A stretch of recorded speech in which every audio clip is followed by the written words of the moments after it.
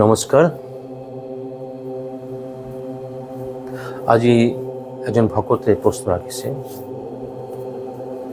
তেওঁৰ নাম হৈছে দিলীপ শইকীয়া। তেওঁ কৈছে যে এই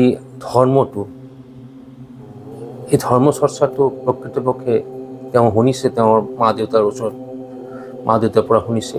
ধৰ্ম চৰ্চাটো একচুৱেলি হ'ব লাগে 70 মানে সংসাৰ কৰি লোৱাৰ পিছতে ধৰ্ম চৰ্চাত সোমাব লাগে, আগতে সোমাব নালাগে। এইটো কি কথাটো ঠিক? তেওঁ কথাটো তেওঁৰ ঘৰৰ কোনোবাৰ পৰা শুনিছে। ধৰ্ম চৰ্চা 70 বা 60 সংসাৰ হৈ যোৱাৰ পিছত, বিয়া বাৰু হৈ যোৱাৰ পিছত, ল'ৰা ছোৱালী প্ৰতিষ্ঠিত হৈ যোৱাৰ পিছত, তাৰপিছত ধৰ্মত সোমাব লাগে, আগতে নহয়। এইটো আপোনাৰ কোৱেশ্চন। মই এতিয়া আপোনাৰ উত্তৰটো দি আছোঁ। প্ৰথমতে আপোনাক ধন্যবাদ, আপুনি এটা প্ৰেক্টিকেল কোৱেশ্চন ৰাখিছে। এতিয়া আমাৰ এইটো ধাৰণা, আপুনি যিটো ক'লে এইটো আমাৰ কনভেনশ্যনেল আইডিয়া। এইটো আমি ভাবোঁ যে এইটো সঁচা। ধৰ্ম কেতিয়াও এতিয়া নহয়, সংসাৰ কৰাৰ আগতে দায়িত্ববিলাক কৰা, কৰ্তব্যবিলাক কৰা, তাৰপিছত ধৰ্মত সোমাব। এতিয়া কিয় ভগৱান মাতিব লাগে? এতিয়া ইমান ঘৰত কিয় বহিব লাগে? মানে আমি সংসাৰ কৰাৰ পিছতে যেতিয়া একদম কৰি একদম নোহোৱা হৈ যাম, তেতিয়া এই পথত সোমাম। এইটো আমাৰ কনচেপ্ট। একচুৱেলি এইটো নহয়। ধৰ্ম বা প্ৰকৃত ধৰ্ম যিটো আমি কৈছোঁ, চেল্ফ ৰিয়েলাইজেশ্যন, আধ্যাত্মিক যিটো কৈছোঁ, সেইটো কিন্তু সৰু কালৰ পৰা আৰম্ভ কৰিব লাগে। এইটো আমি যদি বৈদিক যুগত আমি উভতি যাওঁ, চাব আপুনি, তেতিয়া আছিলে ব্ৰহ্মচৰ্য। প্ৰতিটো মানুহ এই 4টা ষ্টেপ ক্ৰছ কৰিব লাগে: ব্ৰহ্মচৰ্য, গৃহস্থ, বানপ্ৰস্থ, সন্ন্যাস। ইয়াতে 2টা পইণ্ট। প্ৰথম হৈছে ব্ৰহ্মচৰ্য, গৃহস্থ। মানে গৃহস্থ জীৱনৰ যোৱাৰ আগতে ব্ৰহ্মচৰ্য মানে স্পিৰিচুৱেল বস্তুটো জানিব লাগে। খুব ইয়াতে ইম্পৰ্টেণ্ট বস্তুটো, এটা তত্ত্ব সোমাই আছে। আমি গৃহস্থ জীৱনত যদি এবাৰ সোমাই যাওঁ, তাৰপিছত কিন্তু একচুৱেলি স্পিৰিচুৱেল বস্তুটো তেনেধৰণে লাভটো উঠাব নোৱাৰিম। কিয়? গৃহস্থ জীৱন হৈছে, তাতে আসক্তিটো বেছি। তাতে আসক্তি বস্তুটো মানে শিকাব নালাগে, এইটো এনেই হৈ যায়। আসক্তি মানে আপুনি এটাচ, কোনো জেগাত এটাচ হৈ গ'ল, মনটো ঘূৰি ফুৰি তাতেই চিন্তা কৰি আছে। এটা সময়ত আপোনাৰ মিছেছৰ কাৰণে আপুনি যেতিয়া নতুন বিয়া কৰিলে, একদম আপোনাৰ পূৰা কনচেনট্ৰেশ্যন মিছেছৰ ওচৰত। তাৰপিছত যেতিয়া ল'ৰা ছোৱালী হ'ল, তেতিয়া ল'ৰা ছোৱালীৰ ওপৰত। এতিয়া লাহে লাহে ল'ৰা ছোৱালী গুচি গ'ল, তেতিয়া পইচা আৰু কেৰিয়াৰ এইবিলাক লৈ আপুনি একদম এটাচ, লম্বা সময়ৰ কাৰণে আপুনি এটাচ হৈ গ'ল। আপুনি তাৰ পৰা মনটো কেনেকৈ উঠাব? তো ইয়াতে মানে এইটো এটা ইম্পৰ্টেণ্ট ছিষ্টেমটো কৈছে যে এটাচমেণ্টটো কৰা, এইটো এটাচমেণ্টটো স্বাভাৱিক, এইটো বেয়া নহয়। কিন্তু এটাচমেণ্টটো যোৱাৰ আগতে ডিটাচমেণ্টৰ শিক্ষাটো ল'ব লাগে। যদি ডিটাচমেণ্টটো আমি শিকি ল'ব পাৰোঁ, তেনেহ'লে কিন্তু এটাচমেণ্ট হ'লে কোনো আপত্তি নাই। কিয়? আপুনি ইচ্ছা কৰিলে তেতিয়াও আপুনি উইথড্ৰ কৰিব পাৰে। কিন্তু যদি আপুনি এনে নৰ্মেলি যদি আপুনি যায়, তাতে কিন্তু উইথড্ৰ কৰাটো বহুত টান। উইথড্ৰ মানে এই বস্তুৰ পৰা মনটো উঠাম, দৰকাৰ নাই, এইটো মোৰ প্ৰয়োজন নাই, ইমান চিন্তা কৰিব নালাগে, মই উঠাব নোৱাৰিম, তাতে মই একদম ষ্টিক হৈ যাম। সেইকাৰণে কৈছে স্পিৰিচুৱেলিটি আগতে আহিব লাগে। এতিয়া মই সুযোগ পোৱা নাই, ধৰি লওক মই সুযোগ পোৱা নাই, তেতিয়া ঠিক আছে। মই 60 হৈ গ'ল, আগতে সুযোগ পোৱা নাছিলোঁ, সেই ধৰণৰ পৰিৱেশ মই পোৱা নাছিলোঁ। ঠিক আছে, তেতিয়া মই এতিয়া পাইছোঁ, মই আধ্যাত্মিক পথত আগবাঢ়িবলৈ চেষ্টা কৰিম। কিন্তু এটা যিটো একচুৱেল কণ্ডিশ্যন, যিটো মানে প্ৰচেছটো সৰু সময়তে সোমাব লাগে। কিয়?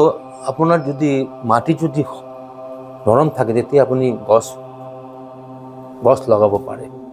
মাটি যদি শকত হৈ যায়, তেতিয়া আপোনাৰ পানী দিব লাগিব, তাৰপিছত আপুনি গছ নৰম কৰি তাৰপিছত গছ লগাব পাৰে। আৰু যদি মাটি পুৰি যায়, এনেকৈ ইট বস্তুটো কি, তাতে মানে জুইত সোমাই দি আছিলে। ইটাটো কেনেকৈ তৈরি হয়? ইটাটো আপোনাৰ মাটিটো ইটাৰ নিচিনা বনাই কিনে আপোনাৰ ইটা ভাটি আপোনালোকে দেখিছে, তাতে এটা একদম এটা মানে কমপ্লিটলি এটা মানে ক'ব পাৰে এটা জুইৰ এটা ভাৰ আছে, তাতে ইটাবিলাক তাতে ৰাখি দিয়ে। এই পুৰি যোৱাৰ পিছতেই মাটিটো ইমান শকত হৈ যায়। এতিয়া ইটা যেতিয়া হ'ব তেতিয়া আৰু কি পানী দিলে কি নৰম হ'ব পাৰে না? বুঢ়া সময়তে এজেড যেতিয়া হৈ যাব তেতিয়া আপোনাৰ কিন্তু সম্ভাৱনা কম থাকে, কিন্তু তেতিয়া মাটিটো নৰমেই নহয় যিমানে আপুনি পানী দি থাকক। যাৰ সংস্কাৰ ভাল আছে তেতিয়া হয়তো সংস্কাৰ ভাল আছে, তাৰ বেক হিষ্ট্ৰী ভাল আছে, যি পৰিবাৰত জন্ম নিছে সেই পৰিবাৰটো স্পিৰিচুৱেল পৰিবাৰ, হয়তো তাৰ বুঢ়া বয়সটো চেঞ্জ হ'ব পাৰে, কিন্তু পচিবিলিটি বেছি কম হৈ যায়। সেইকাৰণে আপোনাৰ যে দিলীপ শইকীয়া ডাঙৰীয়া আপুনি যি কুৱেশ্যনটো কৰিছে, য'ৰ পৰা আপুনি শুনিছে, এইটো সঁচা নহয়। এইটো আমাৰ সাংসাৰিক কথাবিলাক এইটো আমাৰ চলি আছে, এইটো আগতে চলি থাকিব। মানে মই ভোগ কৰি আছোঁ, তুমি যদি ত্যাগৰ পথত যোৱা মোৰ সমস্যা হ'ব। কিন্তু মই ভোগী এতিয়া এজনৰ সন্মুখতে ত্যাগ কৰি আছে, মোৰ অলপ কষ্ট হয়, মই অলপ সহ্য কৰিব টান পাই আছোঁ। সেইকাৰণে মই এইটো ডিনাই কৰি আছোঁ, ইগন'ৰ কৰি আছোঁ, কিবা এটা কথা দি কণ্ডেম কৰি আছোঁ। ডাইৰেক্ট ক'ব নোৱাৰোঁ, তোমাৰ ত্যাগৰ কথাটো তুমি যি ভাৱনাটো কৰি আছে এইটো মোৰ ধাক্কা মাৰি আছে, এইটো মই ক'বলৈ টান পাই আছোঁ। কিন্তু মই এইটো কণ্ডেম কৰিম, কিবা এটা আদৰ্শ কথা কৈ দিম, এইটো আদৰ্শ নহয়। যিমান কম এজতে আমি আহিম, কিয় স্পিৰিচুৱেল হৈছে ফাউণ্ডেশ্যন। স্বামী বিবেকানন্দ ধুনীয়া কথা কৈছে, এজন যদি ছাত্ৰ বেদান্ত চৰ্চা কৰে, he will be better student, ভাল ছাত্ৰ হ'ব। এজন যদি ডক্টৰ বেদান্ত চৰ্চা কৰে, he will be better doctor. এজন বিজনেছমেন যদি বেদান্ত চৰ্চা কৰে, he will be better businessman. এজন হাউচ ৱাইফ যদি বেদান্ত চৰ্চা কৰে, he will be better housewife. এজন অফিচ গোৱাৰ যদি বেদান্ত চৰ্চা কৰে, কিয় বেদান্ত আপোনাৰ মাইণ্ডটোক ৰিফাইন কৰে। আৰু ৰিফাইন মাইণ্ডেৰে যি বস্তু আপুনি কৰিব, যি কৰিব বিচাৰে সেই কামটো ভাল হ'ব, বেয়া নহয়। আৰু ডিষ্টাৰ্ব মাইণ্ডেড যদি কিবা আপুনি কয়, কিবা আপুনি কৰিব যায়, চাব আপুনি যদি ডিষ্টাৰ্ব থাকে না, সেইদিনা খোৱাটো আপোনাৰ ভাল খানা খাইছে কিন্তু খোৱাটো হজম নহয়, কিয় ডিষ্টাৰ্ব মাইণ্ড। আৰু যদি আপোনাৰ মাইণ্ডটো যদি কুল থাকে, ভাল থাকে, একদম তৃপ্তি থাকে, আপুনি নিমখৰে ভাত খাইছে, একদম তৃপ্তি, ভাল লাগি আছে, কিয় আপোনাৰ মাইণ্ডটো কুল।